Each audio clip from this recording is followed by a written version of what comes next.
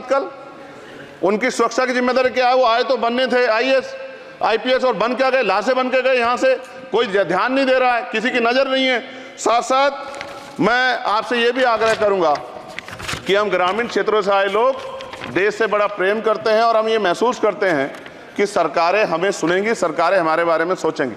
लेकिन ऐसा महसूस हो जाता है आज़ादी के 75 साल बाद, और जिसको अमृत काल कहा जा रहा है, आज भी SC ST OBC के लोगों पर अत्याचार हो रहा है। अभी 2 दिन पहले गोली से उड़ा दिया गया गाजियाबाद में, और राजस्थान में गर्दन काट दी गई।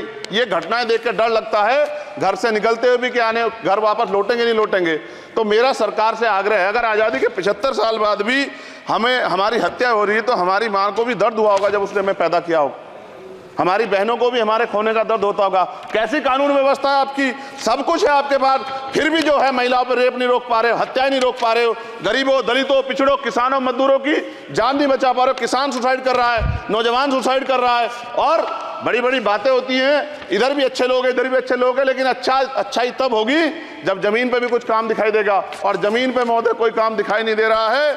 जब कोई योजना की बात आती है तो सरकार हमसे मुंह मोड़ लेती है। आप बताइए, एजुकेशन का बजट कम कर दिया, हेल्थ का बजट कम कर दिया। मैं अपने क्षेत्र में गया तो आप विश्वास कीजिए, डॉक्टर नहीं है, स्कूल में मास्टर नहीं है, और कोई भर्ती ऐसी नहीं जिसका पेपर लीक नहीं होता है।